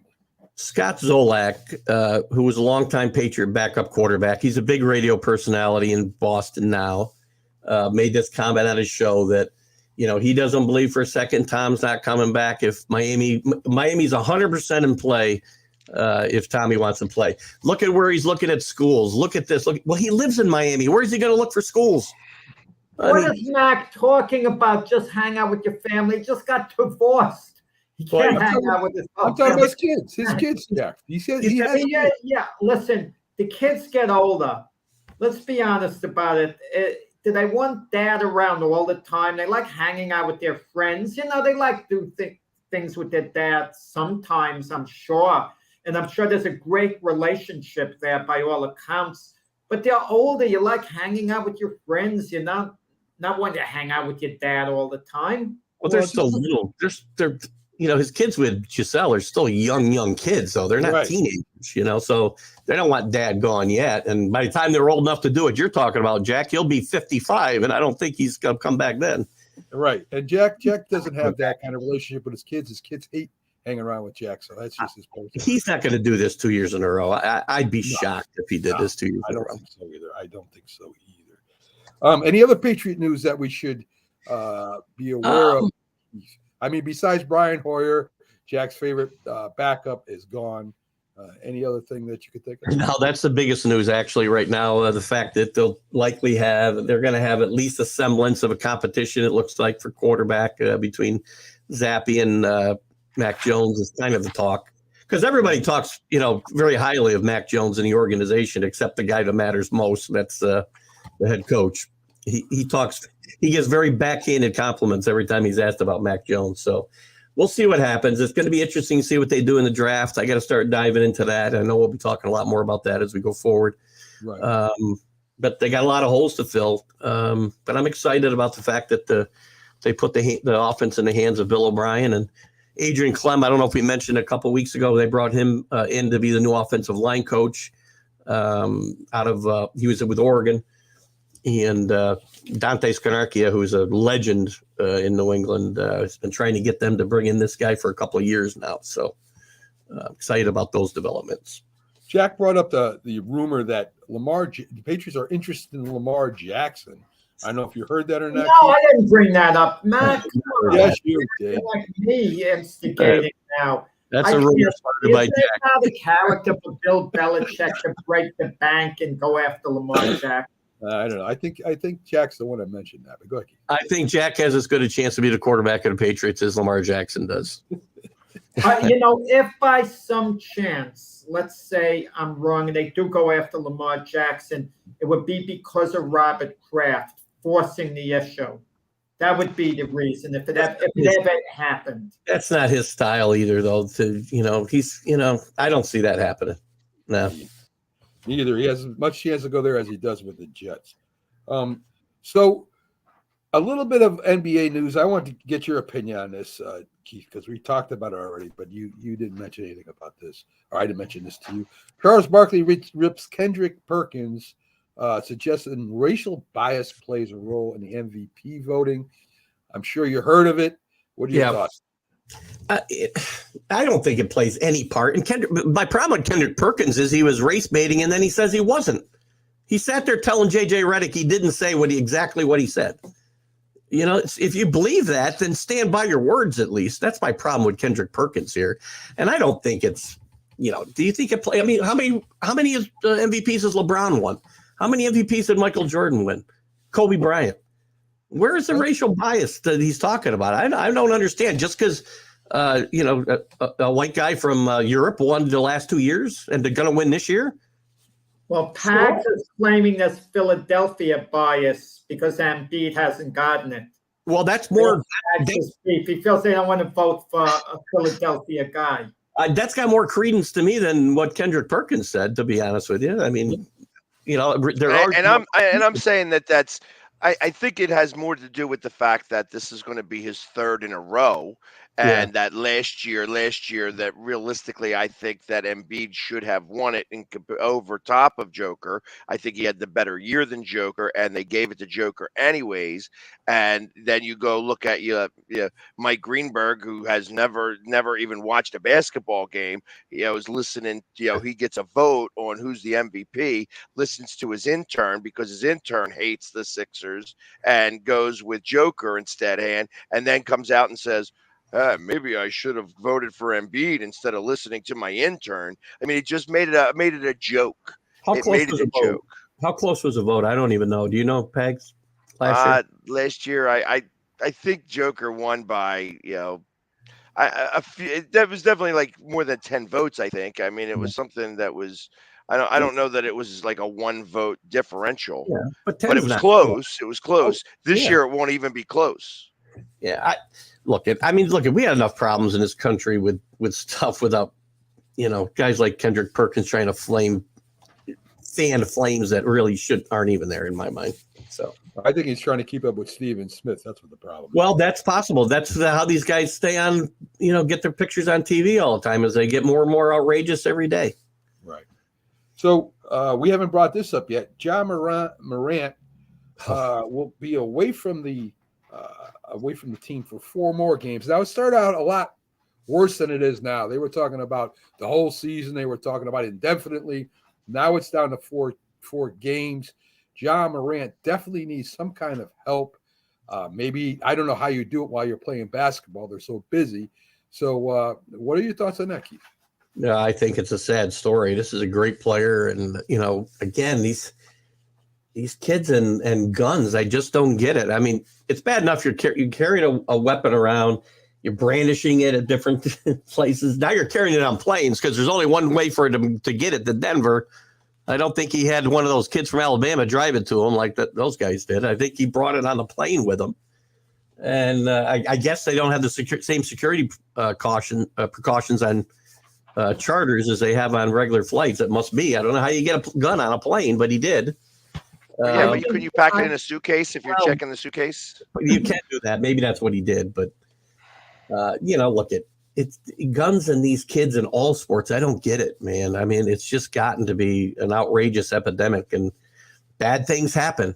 You could say, I don't know why they need that type of protection. They all got entourages following them around to protect them. Think about Joe Mixon. What's going on with him right now? He's another, Jesus. I mean, what's wrong with these guys? The entourages are the worst. They're not professional security. They're friends of the athlete. Yeah, agreed. And they're going to instigate things where the athlete is going to get in trouble. They're going to want to show their value, that they're real tough guys, like with what happened with Alvin Kamara in the elevator in Las Vegas. His friends step in, they get physical. It nearly happened the other night with Floyd Mayweather and Jake Paul. Leaving the Miami Heat basketball game, Jake Paul runs into Floyd Mayweather, who has his usual big entourage, and Floyd doesn't like Jake Paul. So all of a sudden, the entourage gets involved, and one of them said, basically in these words like "let's jack," meaning beat up Jake Paul. Yeah. And Jake Paul saw a bunch of them. So Jake Paul actually ran away in the other direction. He sprinted away and said, look, 1-on-1, I'll fight, but 50 against 1, I'm not hanging around. But the point is, had Jake Paul stood there and held his ground, someone may have pushed Jake Paul. He may have pushed back. Now Mayweather would have had about 6 guys hitting on Jake Paul, and he may have been one of them. And now you're talking about jail time. And Mayweather was in jail for domestic abuse, a few years back. I think you could have had another O.J. Simpson situation where he got in trouble trying to collect his memorabilia, and they put 9 years on him in jail. Mayweather could have gone to jail for a couple of years over that. I'll get in trouble for this, but there's an old saying, right? You can take the kid out of the neighborhood, but you can't take the neighborhood out of the kid. And there's a lot of cases of this in professional sports. And there's so many cautionary tales. These kids ought to look at what happened to Aaron Hernandez and guys like this and realize they can have a better life than the one they want to lead. And if you keep your neighborhood hanging around you, as you say, Jack, bad things are going to happen. But sometimes athletes do a turnaround. In the case, let's say, Pac-Man Jones, big troublemaker, everything going on, but he saw his NFL career was about to end, so he disassociated himself from that stuff. Ray Lewis, what happened to him early in his career, disassociated himself. Sometimes they can be smart enough if they feel their career is seriously being threatened. But the problem is they feel invincible in a sense that nothing, is going to happen. I mean, that's what Jay Morant, big NBA star, all this money coming in. He could be bold and all. And, but Jay Morant's people have handled this the smart way. They're keeping away on their own. This way they could say he's getting counseling and this and that. Imagine he returned to the court immediately. There'd be a public outcry. So he is handling it in a smart way. Well, the NBA hasn't spoken up yet either, I don't think. So we'll see what happens. This could go longer than what we think. We'll see. Yeah. Well, we had Craig Wright on the show, and he spoke about coming back from bad times. I mean, sometimes you got to hit the bottom, before you realize that, your life is not that, as you thought it was. I mean, you got to get rid of the past. You've got to turn the page. It's not easy because you care about these people. I understand that. I get it. Sometimes you've got to, I hope, that it doesn't, that they don't have to hit rock bottom. I hope somebody steps in, but most times that sometimes there's no rock bottom. Like, the guys like Aaron Hernandez, they get coddled through high school and college and reality just never sets in and they don't find the bottom until it's too late. Some do, as Jack mentioned. Yeah. And I just wish there were more of them and they got it sooner. Yeah, I agree. And it's just not the kids, guys. We saw what happened with McGinnis. I mean, Willie McGinnis with the Patriots, he's getting in trouble. There was just a story out about Sean Kemp, where he may be getting in a little trouble now for what he did. So it's not just a young man. I think people are so used to the attention when you're older. You're always in the news. You're always getting into stories that all of a sudden that's taken away from you and you're lost. You're not what you were. And I think they reach out again to the wrong element, and it's just too bad. Good point. So let's see, Keith, any more NBA news that we haven't talked to you about? MVP, Lakers retired Paul Gasol's jersey. He's right next to Kobe Bryant. Of course, they were together in a couple championship games. They played well together. I think that's a good thing. I don't think Gasol is one of the best that Lakers ever had for sure, but he served his purpose and did his thing while he was with them. He was important to those championship teams, so I think this is a deserved honor, and certainly have no problem with that. Me either. You think Paul? Does that mean nobody gets to use that number? They retired the number. I mean, because they have a lot of numbers in the rafters. I mean, what are they using? Like 74 and 76 and stuff like that right now? Because that's why the Yankees are using those high numbers. They don't have any numbers left. It's ridiculous to a point where certain numbers are getting retired. Paul Gasol, wonderful player, not legendary to have his number retired. You just mentioned the Yankees, Keith. Paul O'Neill having his number retired? Are you kidding me? You know what? Paul O'Neill? How do these guys get their numbers retired before Bernie Williams? Or, Bernie Williams needs to have his number retired. Greg Nettles needs to have his number retired if I want to go back even further. Hey, Bernie's isn't retired, you're telling me? No. And then they retired O'Neill's ahead of Bernie's? Yeah.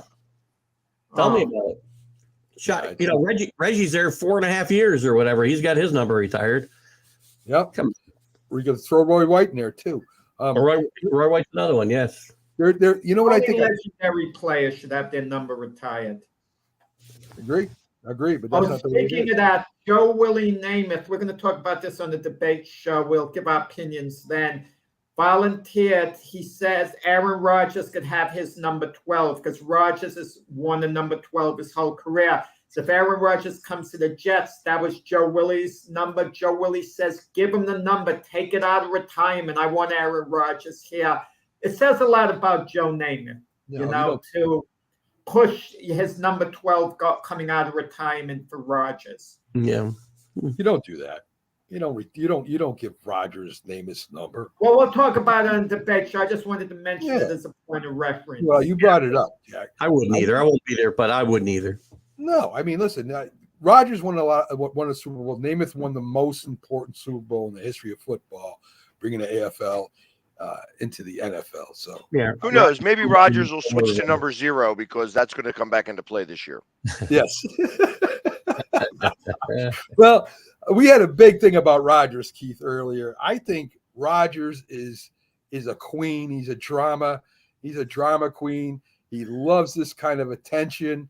Whether he ends up going with the Jets or not, he's kind of holding them hostage right now.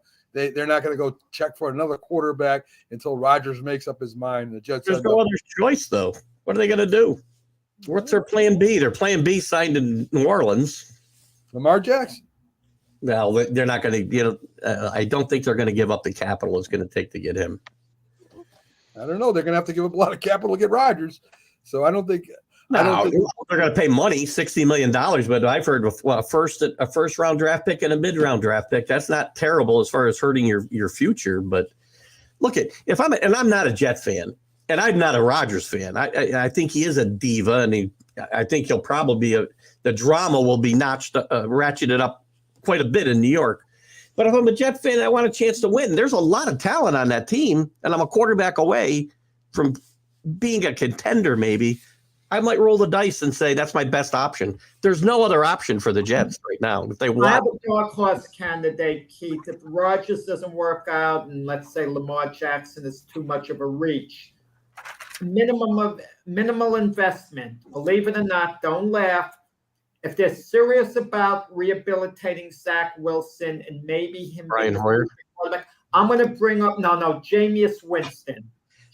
Winston, longtime starter. Competent. He might be able to do for the Jets what Geno Smith did for the Seahawks. Yeah, maybe. But is he available even? I don't even know. Yeah, he's about. Yeah, the Saints just signed Derek Carr. Yeah, he absolutely is available. They got to trade for him, right?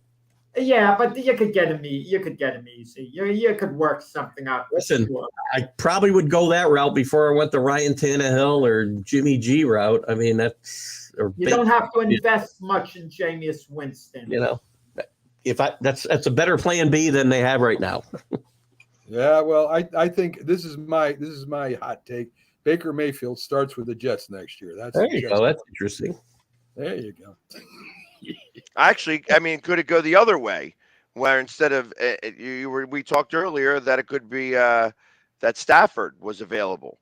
Could it be Stafford? Maybe. That'd be an interesting move as well. I'll tell you, that'd be a better move. I think that would be a better move than Rodgers. You'd have to give up a lot more for Stafford tags. Would you? Yeah, you'd have to give up. They might ask for number 1, your 13th overall pick for Stafford. They're going to ask for a 13th overall for Rodgers too. They're going to get that with Rodgers. No, the Jets aren't going to give that. Packers want to get rid of that contract. The Jets will have to absorb the money, which is going to mess up the Jet cap, but they probably going to determine it's worth it. The Jets are trying to move the number 1 to next year and a number 2 this year, but I don't think the Packers are going to buy that. I think it'll take their number 1 this year, which I think is 12, if I'm not mistaken, 12 or 13. I think. Yeah. Yeah, I think So, so too. listen, I'll make a prediction. Rodgers is a Jet starting quarterback next year because Woody Johnson wants him. That's why. Yeah. So Packers get rid of Rodgers. Jordan Love becomes a number one quarterback. Really hasn't played much. I mean, I guess Aaron Rodgers taught him a few things. He was a little bit more better with Jordan Love than Favre was with him. So, I would imagine he did. Is Jordan Love ready for the Green Bay Packers starting quarterback job? What do you think, Jack? Myself, I don't know. I flat out don't know. He hasn't played enough. I heard he was struggling, in the beginning, his first couple of years, and then he started showing more potential. They see him in practice every day, and LaFleur's been their coach the whole time, so they should have a good read on it, what he's doing in practice. Moving on from Rodgers saves the Packers a big decision, because if Rodgers was going to stay the next couple of years, they were going to have a big decision on Jordan Love, whether to pay him or not. And chances are Jordan Love is getting edgy with just one out of there. So I guess it's a question we talked about early in the show. You invested 3 years in a guy. I mean, this is it. Either he has it or he doesn't have it. I mean, sometimes when your backup isn't going to be a starter. Take the Steelers with Mason Rudolph. They knew he was never really going to be their long-term starter, even when Big Ben was leaving. But I think the Packers are hoping Jordan Love's their guy. Mm-hmm. Well, Carlos thinks anybody can play in Green Bay. That's the weak division. I don't know about that. I don't either. I still think the Lions are in weak. The Vikings had a good year. I mean, the Bears were weak, and I think Packers, it kind of in transition, it seems. Well, yeah, I agree. I mean, I think it's a pretty good division. Actually, hey, it may be better than the NFC East, but it might. You never know. So LaFleur will finally show his coaching chops. Man, all he does is rip LaFleur, and anybody has anything to do with Shanahan's system. Now he's telling me he's going to be showing his chops and a good coach. Yeah, we'll see what happens. I will say this: Mike LaFleur, his brother, who was the offensive coordinator of the Jets, did a dreadful job with Zach Wilson. Awful. Okay, during the couple of years he had him. So. I agree. They even admitted to it. I mean, that's. Yeah. I mean, Zach Wilson. I mean, they did a terrible job with him at the end of his last year. I agree with that. Not, having him sitting up, not playing. But it's not like Zach Wilson was setting the world on fire either. So, I mean, I don't know. So, let's get to some boxing news with Jack, and then we'll push on to maybe a little bit on the NBA games and standings. I'm going to. I got to jump here because I got a call here in 3 minutes, so I got to jump. All right, Keith. Thanks for stopping in, buddy. Get well. Take care, Keith. Hey, Keith. Great weekend. You too, buddy. So there you go. Keith Engle from TGI Sports. Finally got him in. He's feeling, it looks like a little bit better anyway. So, Jack, we talked about Jake Paul. I thought it was a put on. I thought that this was just something that they were going to use to maybe ramp up one of their upcoming fights, or they're going to challenge each other. And from what you're saying, this was very real. Yeah, you got to understand the way Mayweather thinks. I have a pretty good read on that. Mayweather is a very humble guy. As long as we put him on a pedestal, he's the best. Mayweather's very good with fans, by the way. Very, very good. He'll have his photos taken, autographs, everything, the whole bit. As long as he's on that pedestal, he's got to be a megastar, Mayweather. And the problem is when you retire, it's not the same. You're no longer on top. Other people, other athletes are getting there. They're getting the attention. And Mayweather has a hard time at dealing with it. It's not only that. The big money's not coming in anymore. Mayweather made more than enough money to last several lifetimes and be very, very wealthy. Whether he winds up broke or not, that's another question, because he lives in an absolutely extravagant lifestyle. And then he's going to be cheap with petty things. I know that from experience, and I'm not going to expand on that even as much as I would like to. So now Mayweather starts doing exhibitions, getting paid, picking up some nice little change, maybe 10, 20 million. he's not putting his unbeaten record on the line, which means a lot to him. So he keeps stating this doesn't count for the record, just in case he's to lose or anything happens. So his record is safe. But now he sees this YouTube guy, Jake Paul, making more money than him. When Jake Paul fought Tommy Fury, Mayweather fought an exhibition that weekend in London, and the arena was empty. Yeah. They delayed the show by an hour to wait for more people to come in. And he tried to even put on an act like kind of like the Harlem Globetrotters, joking around, doing this, doing that.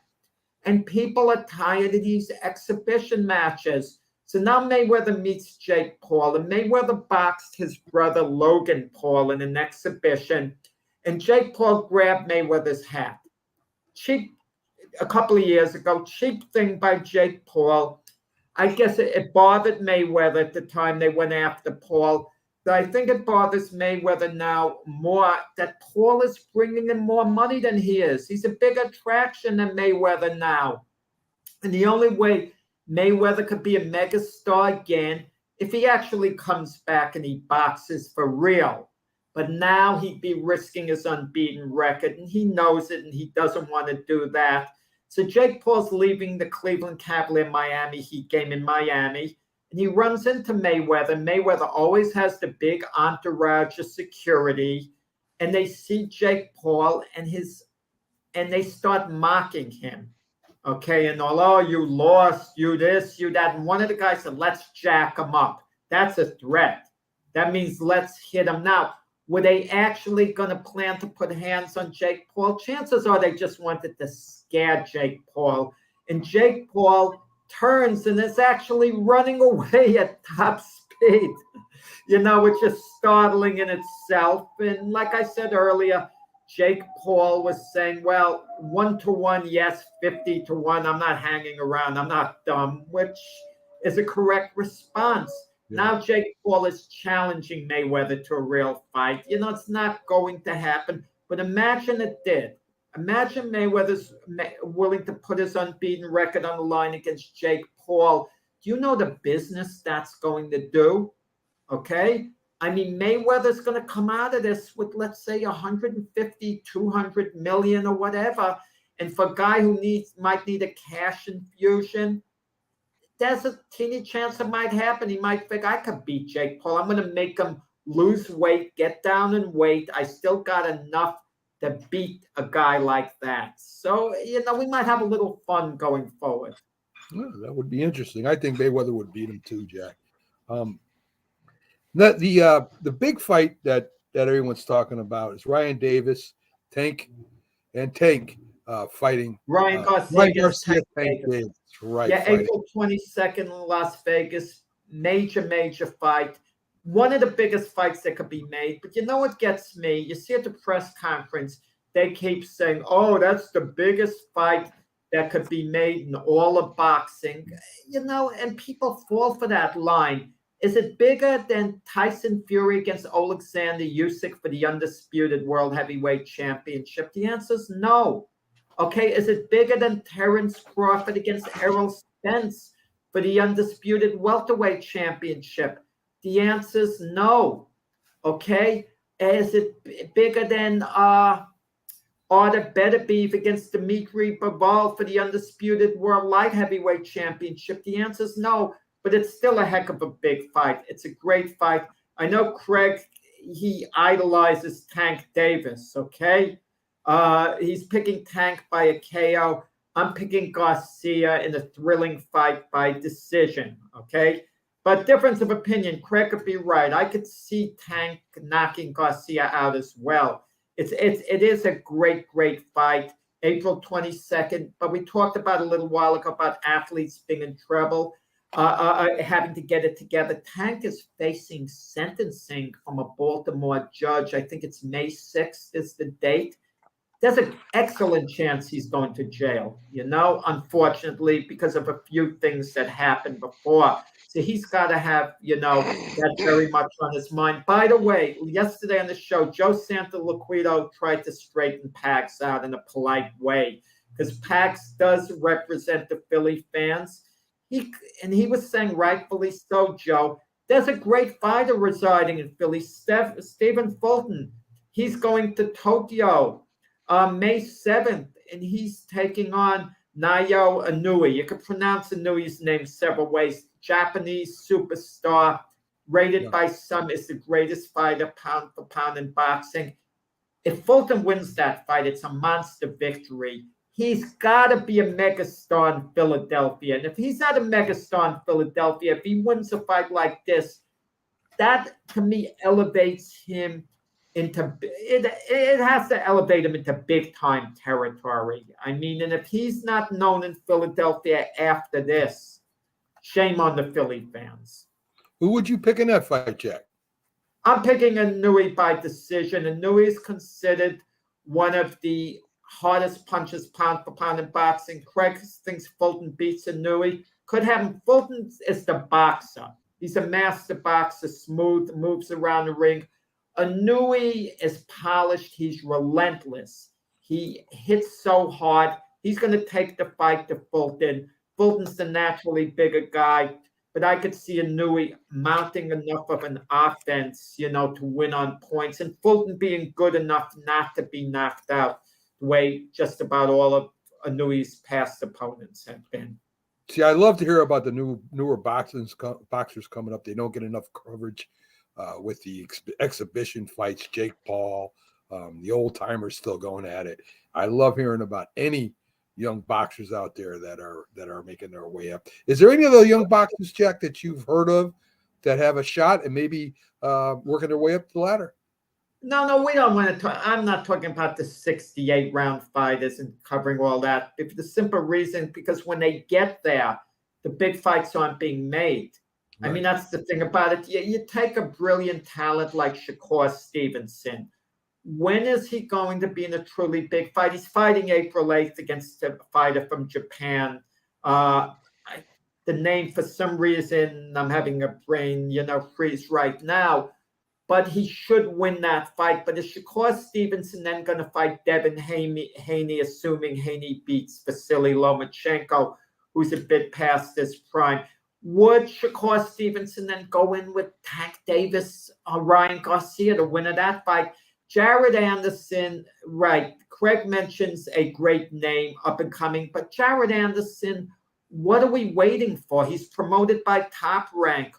Who are they going to match him with? There's no talk about Jared Anderson, fighting one of the elite heavyweights. I mean, there's a fight this weekend, Tony Yoka against Carlos Takam. Takam's a gatekeeper. Yoka lost his last fight, as a gold medalist from the Olympics. Maybe they could get Anderson to fight someone like that. And Anderson's time will come. But right now, it's still a slow process with Jared Anderson for me to get overly, excited with him. And that's it. Well, Top Rank does have Tyson Fury technically, along with Frank Warren. So you never know whether that fight could be made at some point. All right. Okay. So I love having. Right with his point. Who you See, now, I do know of a heavyweight in Philadelphia. Sonny Conto goes by the Bronco. He is undefeated. He's only had 12 fights. It's not like he's not like hit the scene yet, but he wins by knockout. He's got a punch to him, and I like I said, I know him personally. And when he gets that chance to go for a belt, I will be there for that one. Excellent. But Philly is thirsting for big time boxing again. There's the type of fighter they should build up in Philadelphia where they get him into the big arena. There's electricity. There's like no build up to this, especially a homegrown guy. Yeah. Jack, we had the president of IBO. I think that's the smaller Ed Levine. Yeah. Yeah. Yeah. I mean, do you think a one of these conferences would be smart to gather up as many young up and coming boxers there are, and maybe people will tune them in rather than watching the old timers? No, I saw the post. It doesn't work that way in boxing. The IBO, WBO, IBF, WBC, WBA, they're sanctioning bodies. It's not that they don't sign fighters. They don't get a stable of fighters who they build up. They just sanction the fights. One has nothing really to do with the other. It's promoters that get the stable of fighters and build them up, and it's being done now. But that's the problem. There's so many promotional entities that want to protect their own interests. And then when they have a chance to match their top guys, the promotional entity wants to make the most money. They want to run the promotion. So it depends who's the ace side. Eventually, they made the Tank Davis-Ryan Garcia fight because Golden Boy Promotions gave up a lot. The zone that telecasts Ryan Garcia's fights backed off, assuming that if Garcia wins, that they're going to be the ace side for rematch. Yeah. Hey, listen, boxing is no comment on what Craig said. Okay. Well, guys, we're gonna close her up. We're near the top of the hour. Great show. Keith Engle finally got him back in. Always loving to have Keith on. Having Pags on with us is always great.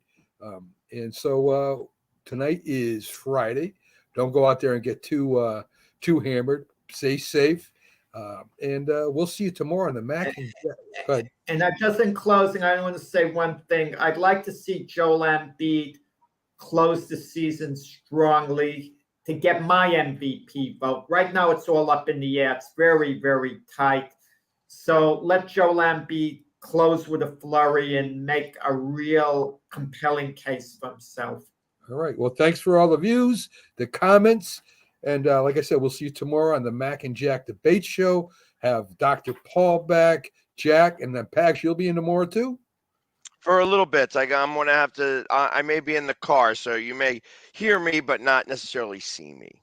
Okay. Well, that might improve the ratings. You never know, Pax. So we'll see you guys tomorrow on the Mac and Jack Debate Show, 8 to 10 a.m.